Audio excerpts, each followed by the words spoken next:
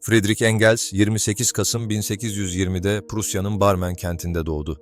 O çoğu zaman Marx'la birlikte anılır ama bu birliktelik bir gölge değil, ortak bir kuruculuk ilişkisidir. Engels sadece bir yardımcı değildi, sadece bir destekçi hiç değildi. Marksizm denilen düşünce, iki kişinin birlikte kurduğu teorik bir bütündür. Engels bu bütünün ilk sistemleştiricisidir. Engels, bir işçi ailesinde doğmadı, babası büyük bir tekstil fabrikasının sahibiydi. Yani kapitalizmi uzaktan eleştirmedi, içinden gözlemledi. Genç yaşta babasıyla fikir ayrılığına düştü. Okuldan alındı, aile şirketinde çalıştırıldı.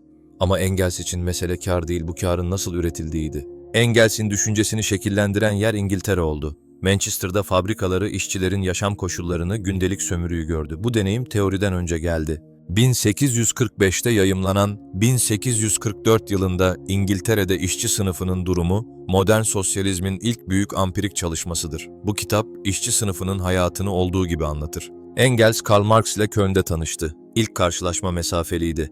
Ama kısa sürede şunu fark ettiler, aynı soruya bakıyorlardı. Bu noktadan sonra birlikte çalışmaya başladılar.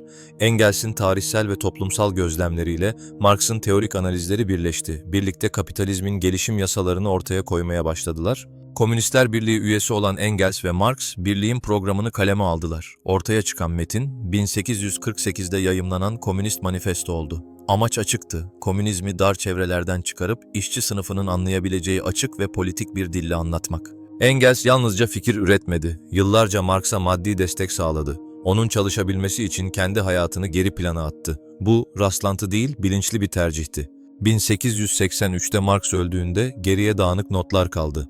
Engels, Das Kapital'in 2. ve 3. ciltlerini bu notlardan derleyerek yayıma hazırladı. Bugün okunan Kapital, Engels olmadan tamamlanamazdı. 1884'te yayımlanan Ailenin, özel mülkiyetin ve devletin kökeni en özgün çalışmalarındandır. Bu eserde aileyi, özel mülkiyeti ve devleti doğal kurumlar olarak değil, belirli tarihsel ve ekonomik koşulların ürünü olarak ele alır. Bu yapıların değişmez değil, tarihsel olarak ortaya çıkmış ve ortadan kalkabilecek kurumlar olduğunu savunur. Engels'e göre kadının erkek tarafından ezilmesiyle işçinin patron tarafından sömürülmesi aynı sınıflı toplumsal zeminden doğar. Sorunun kaynağı biyoloji değil, üretim ilişkileridir. Engels, işçi sınıfının kurtuluşunu savunur. Sınıfların, sömürünün ve özel mülkiyetin ortadan kalktığı komünizmi bir hayal değil, tarihsel bir toplumsal imkan olarak görür. Engels, 1895 yılında Londra'da bir otel odasında, çalışma masasında yarım bıraktığı makalesinin başında ölü bulundu. Ölüm nedeni boğaz kanseriydi. Ardında çocuk bırakmadı.